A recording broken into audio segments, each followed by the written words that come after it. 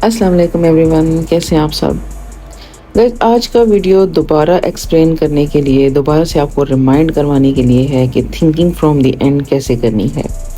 बहुत से लोग कंफ्यूज्ड हैं, उन्हें समझ नहीं आ रही कि जब हम मैनिफेस्टेशन प्रोसेस में होते हैं तो किस तरह से सोचना है, या इस तरह के एक्शन हमें लेने पड़ेंगे कि जिससे हम वो पर्सन बन सकें कि जिसके पास उसकी डिज़ायर मौजूद है। इस पर रोशनी डालने से पहले अगर आप नए हैं तो सब्सक्राइब कर लीजिए, शेयर ज़रूर किया करें। कुछ पूछना हो तो कमेंट कर सकते हैं या इंस्टाग्राम का लिंक डिस्क्रिप्शन में दे रही हूँ, फॉलो करके डीएम कीजिए। जो भी पूछना हो आई विल आंसर इट। तो उम्मीद है कि आज वीडियो के बाद आपकी ये कन्फ्यूजन दूर हो जाएगी कि थिंकिंग फ्रॉम द एंड कैसे करनी है। बहुत जल्दी एक सीरीज़ भी स्टार्ट करने वाली हूँ रीप्रोग्रामिंग के हवाले से, और बस इस तरफ मेरा काम जारी है और बहुत ही जल्द मैं स्टार्ट करने वाली हूँ इसको, तो आप कनेक्टेड रहिएगा। तो चलते हैं अपने मौजू की तरफ। जैसा कि आप इस सेंटेंस पर गौर करें, थिंकिंग फ्रॉम द एंड यानी इंजाम से सोचना, आखिर से सोचना। जब आप कोई ख्वाहिश करते हैं, दिल में कोई तमन्ना होती है, उसको पाने की एक चाह होती है, तो आपका पूरा फोकस उस पर लग जाता है। आप इस हवाले से सब कुछ सोचना शुरू कर देते हो। जैसा कि आप कोई भी प्लान करते हो, मिसाल के तौर पर कहीं पर आपने छुट्टियां गुजारनी है, तो इस हवाले से अपने माइंड को तैयार करना।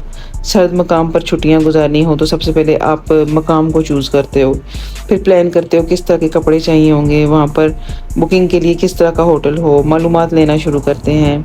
और ये आप इसलिए कर रहे होते हैं सब, क्योंकि आप थिंकिंग फ्रॉम द एंड में होते हैं, उस स्टेट में होते हैं, क्योंकि आपको पूरा फेथ होता है कि आप वहाँ पर जा रहे हो।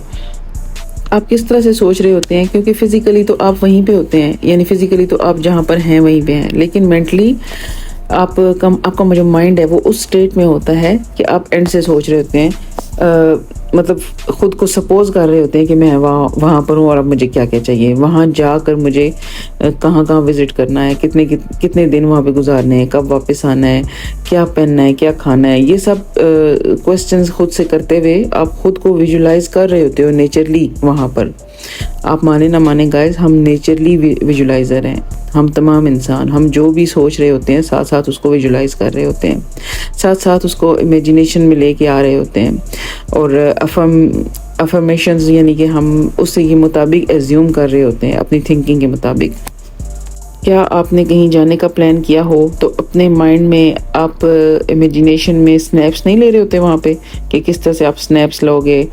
खुशी के मारे हमारी बॉडी में पहले ही एक्साइटमेंट के वो इमोशंस महसूस करना हम शुरू कर देते हैं, क्योंकि हमें पूरा यकीन होता है कि हम जा रहे हैं और वहाँ पे छुट्टियाँ स्पेंड करनी होंगी।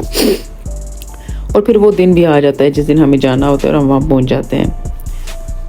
ये एक छोटी सी एग्जांपल है जो नेचरली मैंने आपको बताई है कि किस तरह से हम नेचरली सोचते हैं। तो इसी तरह से हमें अपनी मैनिफेस्टेशंस को लेके सोचना होता है।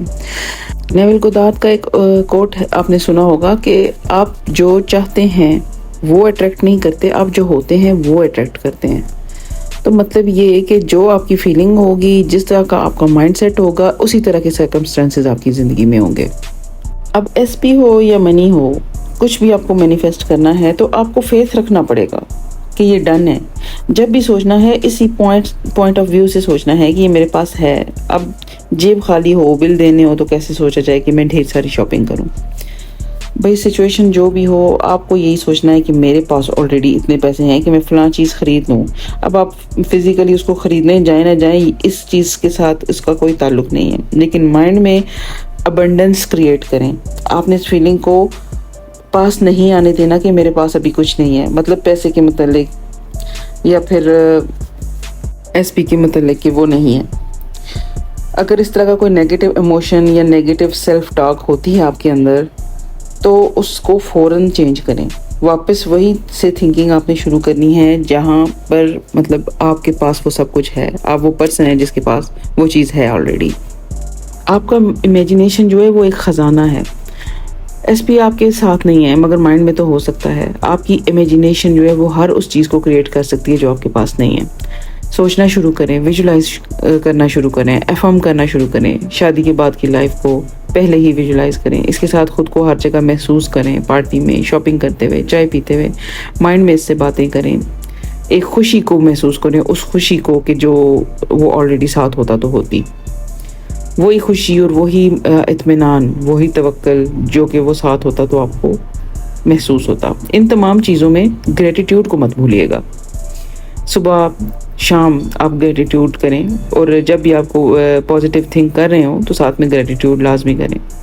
अगर आप पैसे को लेकर मुसलसल नेगेटिव एनर्जी में रहेंगे या एसपी के वाले से उसको याद करके रोते रहोगे, नीडी महसूस करते रहोगे, तो कहाँ से आई फिर थिंकिंग फ्रॉम द एंड वाली फीलिंग? क्या आपको लगता है कि आप वो पर्सन है जिसके पास उसकी ख्वाहिश मौजूद है? क्या आपके पास उसकी वो मौजूद है और आप रो रहे हैं? ये हो सकता है, ये एक चीज़ हो सकती है। सक्सेसफुल मैनिफेस्टेशन के लिए ज़रूरी है कि आप डिटैच रहें, फोकस्ड रहें पॉजिटिविटी के साथ, ठीक है? इस चीज़ को आप जहन में रख लें, डिटैच रहना है, फोकस्ड रहना है पॉजिटिविटी के साथ, तो आपकी ख्वाहिश पूरी होनी ही होनी है, नो मैटर व्हाट, क्योंकि आप अपना फ्यूचर खुद ही क्रिएट कर रहे होते हैं। You create what you think.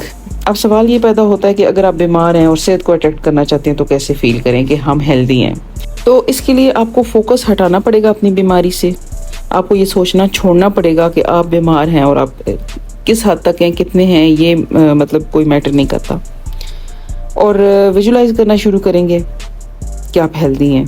अब हम करते रहेंगे, फोकस रखेंगे सेहतमंदी की तरफ, और इस फीलिंग को लाने की कोशिश करेंगे कि अगर आप सेहतमंद हों तो किस तरह फील कर रहे होते हैं, क्योंकि आप सदा बीमार तो नहीं होते ना, आप सेहतमंद भी तो रहे होते हैं। यकीन करें गाइस, छोटे छोटे इश्यूज तो फौरी रिजॉल्व होना शुरू हो जाते हैं इस तरह की थिंकिंग से कि मैं ठीक हूँ, मैं एक्टिव हूँ, मैं हेल्दी हूँ। मगर ये बहुत ज़्यादा नुकसानदेह है कि आप फोकस जो है वो बीमारी की तरफ रखें। हर आने जाने वाले के साथ इसको डिस्कस भी करें, और ख़ास तौर पर उन लोगों से तो मेरी बहुत ज़्यादा गुजारिश है कि जब आप किसी बीमार को देखने जाएं, अयादत करने जाएं, तो जैसा कि हमारे दीन में भी हुक्म है, मरीज़ को देखें तो कुछ ऐसा उसके साथ मत बोलें कि वो मज़ीद परेशान हो। अगर वो आपको ठीक नहीं लग रहा तो आप दुआ दें, तसल्ली के अल्फाज बोलें, कम से कम वक्त वहाँ पर गुजारें, क्योंकि तसल्ली का एक लफ्ज़ भी ऐसी सिचुएशन में अगर बोल दिया जाए तो उसकी विल पावर उसको ठीक कर सकती है, उसका माइंड पॉजिटिविटी की तरफ प्रोग्राम हो सकता है। ऐसे ही अगर आप वेट लॉस कर रहे हैं तो वज़न अगर फ़िलहाल आपका ज़्यादा है, ख़ुद को प्रोग्राम कर रहे हैं, कैसे ख़ुद को लाइट फील करें, कैसे सोचें कि हम अपनी ड्रीम बॉडी शेप में हैं जब हम XXL पहन रहे हों। तो गाइस, अगर आप इस वक्त मोटे हो तो ज़िंदगी में कभी पतले भी रहे होगे। आप उस वक्त की तस्वीरें उठाकर देखो, आंखें बंद करके विजुलाइज करो उस वक्त आप कैसा फील करते थे। इसी तरह मतलब अगर सपोज कर सकते हैं कि अगर मेरा साइज़ स्मॉल हो तो फिर मैं क्या पहनूं, कैसे एक्ट करूं, और मतलब मेरे इर्द गिर्द के लोग इस बारे में क्या कमेंट्स करें। ये सब आप विजुलाइज कर सकते हैं, फोकस कर सकते हैं इस पे कि मैं दिन ब दिन स्लिम हो रहा हूँ। खुद को आईने के सामने विजुलाइज करें, मतलब आप इमेजिनेशन में खुद को देखें कि आप पतले होकर कैसे दिख रहे हैं। आपका माइंड आपके इस वर्जन से जब फेमिलियर होगा तो फिर आप बहुत जल्दी शिफ्टिंग कर पाओगे। अगर आपकी दिन भर की जो सेल्फ टॉक है वो यही है कि मैं बहुत हैवी हूँ, या वो लोग कैसे होते हैं जो स्लिम होते हैं, या अपने फ्रेंड्स के साथ मिलकर खुद का मजाक उड़ाना, ये सब बहुत नुकसानदेह होता है। आपकी प्रोग्रामिंग के लिए ज़रूरी है आप खुद को वक्त दें, खुद का ख्याल रखें, चाहे कुछ भी आप मैनिफेस्ट कर रहे हो लाइफ में। काम मतलब आपको अपने माइंडसेट पर ही करना होगा। 3D में आपको इसके मतलब कोई ऐसा ख़ास एक्शन नहीं लेना होता। जब आप खुद को प्रोग्राम कर रहे होते हो, मैंने पहले भी आपको बताया, तो आप सबकॉन्शियसली जब खुद को प्रोग्राम कर रहे होते हो तो आपसे आपका माइंड कुछ इंस्पायर्ड एक्शंस करवाता है, कुछ आइडियाज़ देता है आपको, जिसकी वजह से आप इंस्पायर्ड एक्शन करते हैं, क्योंकि आप स्टेप बाय स्टेप आगे जाते हैं। यहाँ पर इस तरह नहीं होता है कि ये मतलब लाइफ कोई मैजिकल मूवी नहीं है कि जिसमें एकदम से कोई चीज़ ऊपर से आके गिरती है। हर चीज़ का एक दूसरी मतलब एक सिचुएशन का दूसरी सिचुएशन के साथ कनेक्शन होता है, और वो कनेक्शन इसी तरह स्टेप बाय स्टेप आपको आपकी मंजिल तक पहुंचाते हैं।